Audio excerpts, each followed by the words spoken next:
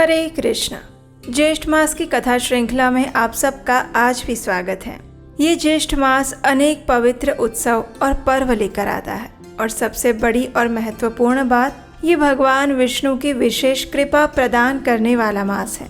तो चलिए आज की ज्येष्ठ मास विशेष कथा का आरंभ करते हैं। ऋषि जैमिनी ने कहा, जगन्मय भगवान पुरुषोत्तम हर प्रकार से इस संसार का कल्याण करने के लिए अनेक प्रकार के रूप और लीलाएं करते हैं और अनेक शरीर धारण करके प्रकट होते हैं। अहंकार के बिना कर्म का फल नहीं भोगना पड़ता। अहंकार से मनुष्य इस संसार रूपी कारागार में बांधे जाते हैं। बुद्धि और अहंकार से युक्त होकर मनुष्य जो भी कर्म करता है उसके अनुसार शुभ और अशुभ फल मिलता है। उन कर्म करने वाले मनुष्यों में जो सात्विक बुद्धि के लोग हैं, वे फल प्राप्ति की इच्छा ना रखकर मुमुक्षु भाव से मात्र भगवान की प्रसन्नता के लिए ही कर्म करते हैं। उन सात्विक पुरुषों के द्वारा दर्शन, ध्यान अथवा स्मरण भी करने पर भगवान जगन्नाथ उन्हें मोक्ष प्रदान करते हैं। भाद्रपद मास के शुक्ल पक्ष की एकादशी को जगन्नाथ जी के शयन गृह के दरवाजे पर धीरे धीरे जाकर उसमें प्रवेश करें।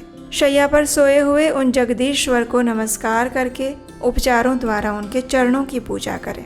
तत्पश्चात भक्ति पूर्वक प्रणाम करके गुह्य उपनिषदों से स्तुति करें और फिर निम्नांकित प्रार्थना करते हुए भगवान की करवट बदलकर उन्हें उत्तर की ओर मुंह करके सुला दें। उस समय इस प्रकार प्रार्थना करें, हे देवाधिदेव जगन्नाथ, आप अनेक अनेक कल्पों का परिवर्तन करने वाले हैं। आपसे ही ये स्थावर जंगम रूप संपूर्ण जगत परिवर्तित होता है। हे भगवान, आपने स्वेच्छा से स्वीकार की हुई जागृत, स्वप्न, सुषुप्ति रूप चेष्टाओं द्वारा जगत का हित करने के लिए ही शयन किया है। अब इस समय करवट बदल लीजिए, क्योंकि जगत का पालन करने के लिए ये आपके करवट बदलने का समय आ चुका है। इस प्रकार भगवान की प्रार्थना करके व्यजन और चंवर डुलाएं और सुगंधित चंदन का भगवान के सभी अंगों पर लेपन करें। उसके बाद स्वाद युक्त मिठाई, खीर, हलवा, अनेक प्रकार के फल, अन्य स्वादिष्ट व्यंजन, घी के बने हुए पुए और तांबूल पत्र इत्यादि सामग्री शयन गृह के द्वार पर रखकर भक्ति पूर्वक अर्पित करें। उस दिन अगर भगवान के स्वरूप का दर्शन हो जाए तो बहुत भारी फल मिलता है। कौमुदी नामक महोत्सव के अवसर पर जगन्नाथ जी की पूजा करके उसे पूर्णिमा की रात्रि में उत्सव पूर्वक नारियल आदि द्रव्यों और पिष्टक से भगवान विष्णु की पूजा करें। तत्पश्चात सवेरे कार्तिक मास आरंभ होने पर उत्तम व्रत का संकल्प लें। शुक्ल पक्ष की एकादशी तक उसी व्रत के नियम से रहें। एकादशी आने पर सोए हुए भगवान जगदीश्वर को उठाएं। पहले की भांति आधी रात के समय जगत गुरु भगवान की पूजा करके निम्नांकित मंत्र का उच्चारण करते हुए प्रसन्नता पूर्वक भगवान को जगाएं। पहले की भांति आधी रात के समय जगत गुरु भगवान की पूजा करके इस मंत्र का उच्चारण करते हुए प्रसन्नता पूर्वक भगवान को जगाएं। उत्तिष्ठ देव देवेश तेजोराशे जगत्पते वीक्षस्व सकलं देव प्रसुप्तं तव मायया प्रफुल्ल पुंडरीक श्री हारिणा नयनेन वै त्वया दृष्टं जगदीदं पावित्र्यं परमेष्यति। हे देव देवेश्वर, उठिए। तेजपुंज जगदीश्वर, संपूर्ण जगत आपकी माया से सो रहा है, इसकी ओर जरा दृष्टिपात कीजिए।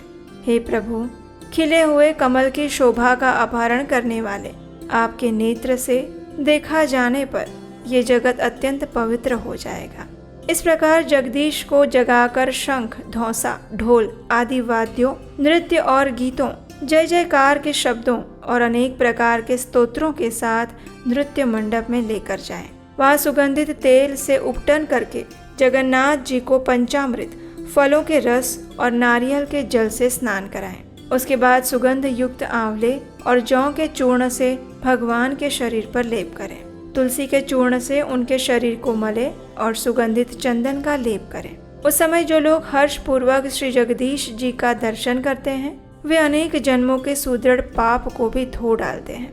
तत्पश्चात बड़े बड़े उपचारों द्वारा भगवान की विधिवत पूजा करके उनकी आरती उतारें और हाथ जोड़कर बड़ी प्रसन्नता के साथ उन्हें प्रार्थना करते हुए इस प्रकार कहें, हे प्रभु, ये संपूर्ण चराचर जगत मात्र आपकी ही शरण में है। हे जगत गुरु, अपनी कृपा सुधा से परिपूर्ण दृष्टि द्वारा इसे पवित्र कीजिए। ऐसी प्रार्थना करके शेष रात्रि भगवत संबंधी नृत्य और संगीत और गीत को देखते हुए व्यतीत करें। जो लोग शयन से उठे हुए भगवान गदाधर का दर्शन करते हैं वे अपनी मोहमयी निद्रा का भेदन करके शांत हरि को प्राप्त होते हैं। शालिग्राम शिला में स्थित भगवान श्री हरि की चक्र मूर्ति का शुद्ध चित्त होकर पूजन करें। पूजा के समय भगवान का ध्यान इस प्रकार करें। दामोदर स्वरूपधारी भगवान की 4 भुजाएं हैं। उन्होंने हाथों में शंख और कमल धारण कर रखा है। उनके वाम भाग में कमल के आसन पर लक्ष्मी जी बैठी हैं और वे बाएं हाथ से उनका स्पर्श करके बैठे हैं। भगवान अपने दाहिने हाथ से भक्तों को वर देने के लिए उद्यत हैं।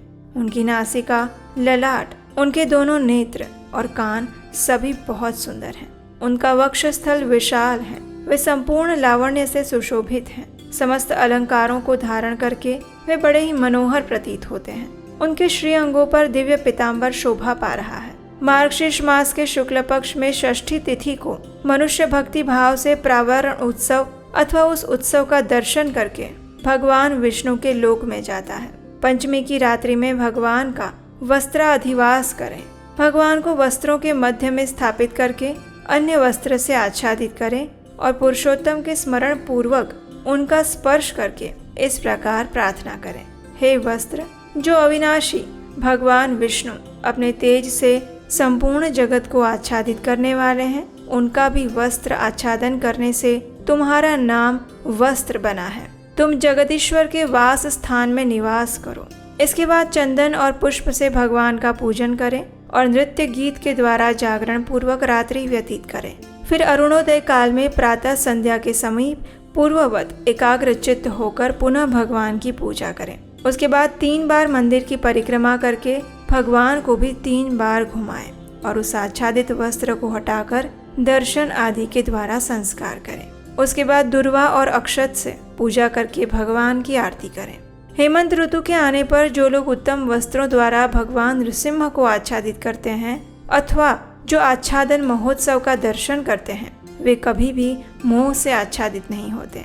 देवादिदेव भगवान के इस प्रावरण महोत्सव का जो भी मनुष्य भक्ति पूर्वक दर्शन या फिर श्रवण भी करता है उसे भी संपूर्ण मनोरथों की प्राप्ति होती है। और यही थी हमारी आज की ज्येष्ठ मास विशेष कथा। अगर ये कथा अच्छी लगी है तो आपके अपने चैनल उपदेशाष्टकम को सब्सक्राइब कीजिए। इस वीडियो को लाइक ज़रूर कीजिएगा और बाकी सभी को भी शेयर कर दीजिए ताकि उन्हें भी पता चले कि भगवान के प्रावरण उत्सव किस प्रकार किए जाते हैं। और हम आपसे मिलेंगे इसी कथा श्रृंखला की अगली कड़ी में कुछ और उत्सवों की जानकारी के साथ कल सुबह प्रातःकाल। हरे कृष्ण।